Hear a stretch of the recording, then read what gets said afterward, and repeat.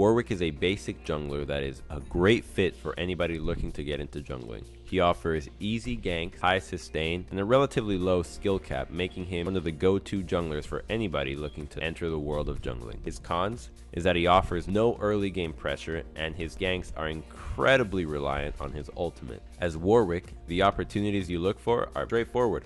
When you have your ultimate, you go for a gank. When you don't, you don't. Negative situations that you want to avoid as Warwick are looking for ganks before or without your ultimate, especially in the early game. Even though it might look as easy as pie, it's often best to avoid revealing where you are on the map and trying to get a gank that most likely will not work, because after all, without your ultimate, your gank is just walking up to an opponent. You also want to avoid situations where you're going for ganks that you don't know if you have enough damage to get something in return.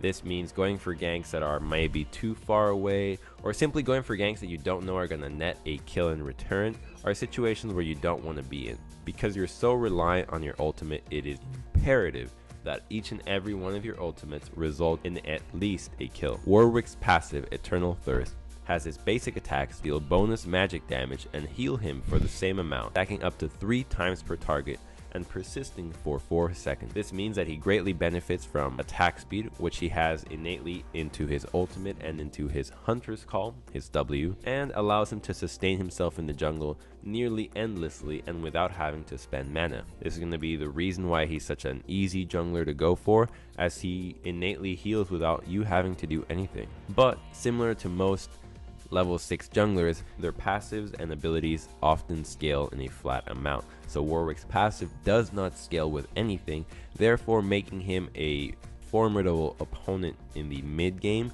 But when it comes to the late game, where other carries have abilities that start scaling, he does tend to fall off. Warwick's Q, Hungering Strike, has him swiping at the target enemy, dealing magic damage and healing himself for 80% of the target damage dealt.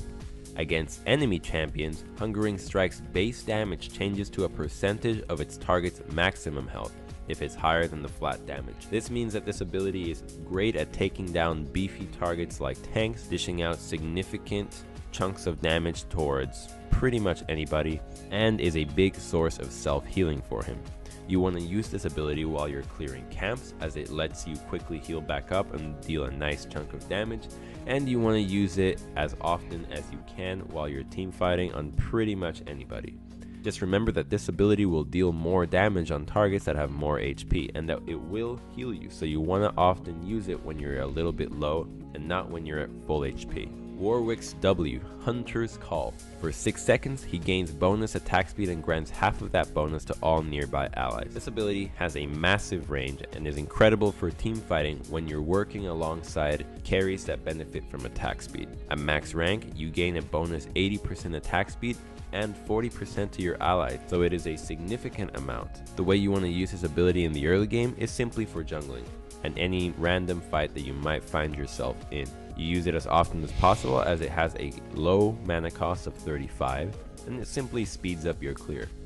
But when it comes to a team fighting scenario as Warwick, you want to use this ability when your allies are going to be able to take use of it, as it can help increase your team's DPS significantly as well as your own, and making sure that you can take down any objectives like Baron and Dragon in a quick fashion. Warwick's E is Blood Scent. Warwick gains sight of all nearby enemy champions with less than 50% of their maximum HP, also alerting them to his presence. And while enemies are revealed this way, Warwick gains bonus movement speed. This ability is what makes Warwick a powerful mid and late game threat, not only for chasing, but for knowing the position of enemies around the map, as he reveals them in a massive range of up to 4,700 at max rank, and giving Warwick a bonus movement speed of 40%. This makes him a formidable opponent and very difficult to get away from if you have characters on your team that can chase effectively. This also makes him a powerful tool for any starting of a fight. If anybody is chunked, he can utilize that movement speed to get into a better position to use a better ultimate. Warwick's Blood Scent